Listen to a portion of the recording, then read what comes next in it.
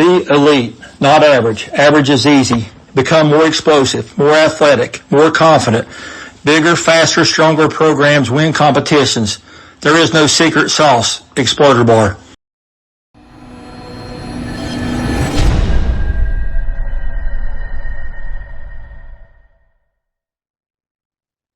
Here today with Coach Tony Johnson of your Copperas Cove Bulldawgs. How you doing today, Coach?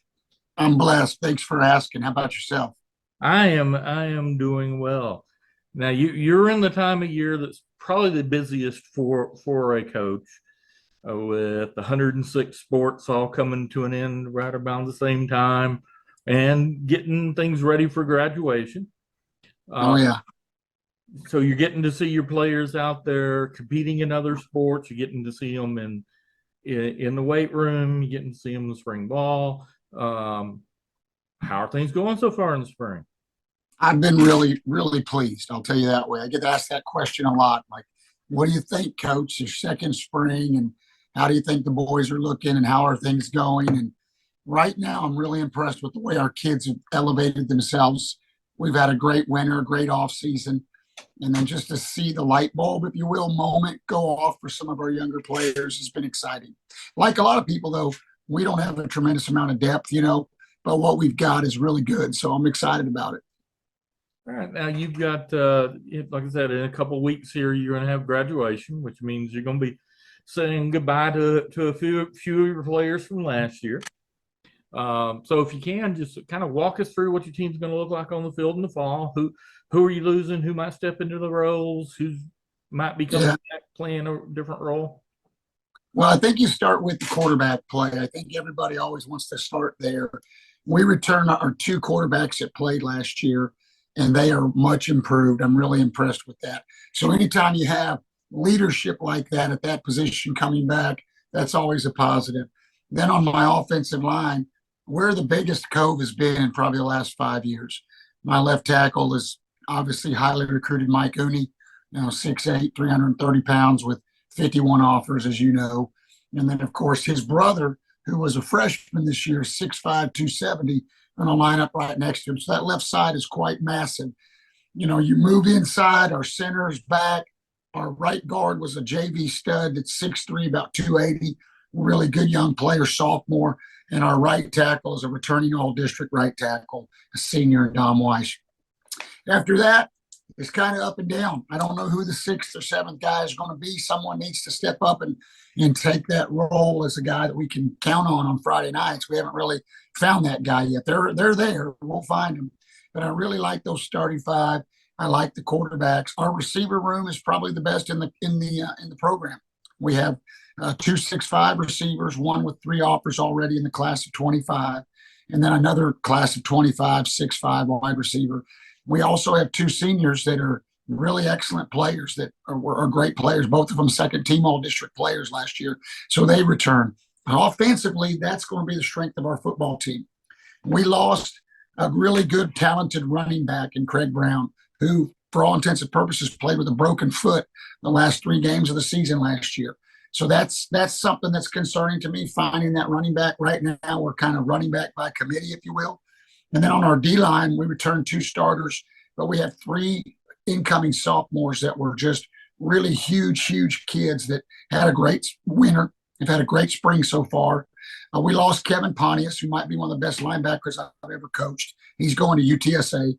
And so replacing him is a concern. We have 2 sophomore linebackers that are really, have exceeded his size, have exceeded his speed, and are having great springs. On the back end, on the defensive side, we're young, but we're fast. We had a move in from Cleveland, Texas. That's electric. I really like him. And then, of course, we returned our all-district corner, who was a sophomore last year, be a junior. So we're still young in a lot of key positions. And the thing, like I said earlier, we just don't have a lot of depth, but I really like our 22. All right. So if you can, walk us through your district and what you expect to see from them on the field in the fall.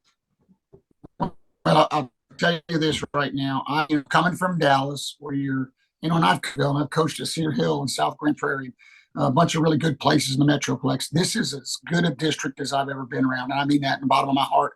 I know playoff runs don't say as much, but right now until somebody knocks them off, Harker Heights is the bell cow.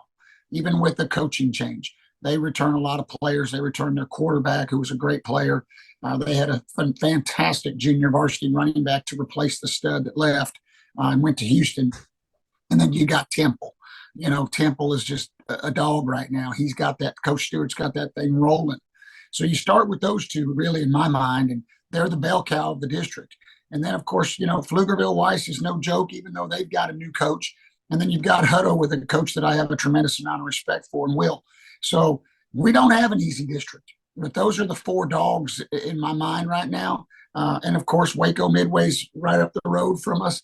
They've got ball players everywhere. So it's a tough district. You're going to have to play every Friday night, or in our case, 2 Thursday nights. You're going to have to play every time you go out, and you're going to have to strap it on and really be disciplined. All right. So you've been around coaching for a good while. You've been in different areas of the states, different size schools. From your perspective, what would you say is the biggest challenge facing high school athletics in Texas right now? House Bill 1802 is going to pass. That's a big one. If anybody doesn't know what that is, their heads in the sand. We're going to have NIL in the state of Texas within a year. I talked to a gentleman from Michigan, an attorney who played 11 years in Major League Baseball. There are 42 states currently with NIL deals for high schools. Texas is going to pass. It's going to happen. We've got to get on the forefront of this at a state level and have a plan, because along with NIL, eventually, in my mind, a concern of mine is, will we adopt the one-time transfer fee without a PAPF, where a young man can say, I'm not making a lot of money here, or this isn't a school in my best interest. Let me go up the road, or let me go down the road to find this program. And now we've opened Pandora's box of recruiting, which is already an issue. We talk about straight line recruiting. We talk about making sure our college coaches know how to recruit our schools. Well, we've got to do a better job of handling our own programs and making sure we're ahead of the curve on this thing, if it does, in fact, hit like I think it will. And so those are two concerns for me. This lawyer out of Michigan has created an app. He's created a program where these people get a tax ID. They have an LLC created for them. These kids are going to have to pay taxes on that money. There's a lot of things that you can imagine a 17, 18-year-old kid getting an NIL deal, whatever the dollar amount is, he's got to pay taxes on it. It'll affect his FAFSA when he goes to fill out financial aid when he does go to college. There's a lot of implications here, and I know our state representatives are looking at it, but as a coach, it's my duty to also begin looking at it, especially when I have 3 or 4 types of players that are nationally recruited right now.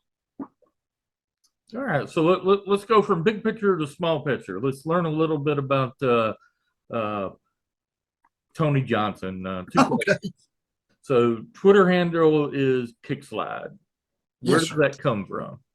That's an offensive line term. I'm an offensive line coach by nature. This will be my 30th year in coaching. I've always predominantly been the offensive line coach, whether I was the OC or the head coach. So offensive line has been my thing. And so kick slide is a term in pass protection. When you are vertically setting in pass protection, that's called a kick slide. So naturally, when I started a Twitter, that was the cute little name I came up with. All right. Then one more. What would you say your number one guilty pleasure is? Oh, goodness gracious. That's hard to narrow down, Coach. I tell you, I'm a sucker for cookies, chocolate chip cookies, from a food standpoint. My other guilty pleasure, not in food, right, would be my Corvette. I have a classic Corvette, a 78 Corvette. I like fast cars. And so I guess those are my guilty pleasures. I just want to say real quick, my son and I have written 2 books. They're both faith-based books, Faith on the Field, and then Stop Chasing Ghosts. We believe they'll help coaches that are dealing with a lot of anxiety, a lot of stresses in this profession. And so I don't want to go into too much about it, but they're sold on Amazon. If somebody out there has a hard time getting their hands on it, have them reach out to me at Kickslide on Twitter, and I'll be more than happy to send them a copy. I'm all about helping others. And if anybody needs that kind of help, we want to do that. And so I just want to take a moment and say that. And I appreciate you letting me do that. All right. Thanks, Coach. Again, best of luck wrapping up the season and heading into 23. Thank you, sir.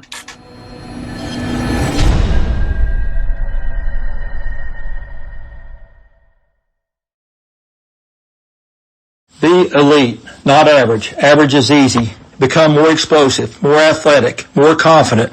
Bigger, faster, stronger programs win competitions. There is no secret sauce. Exploder Bar.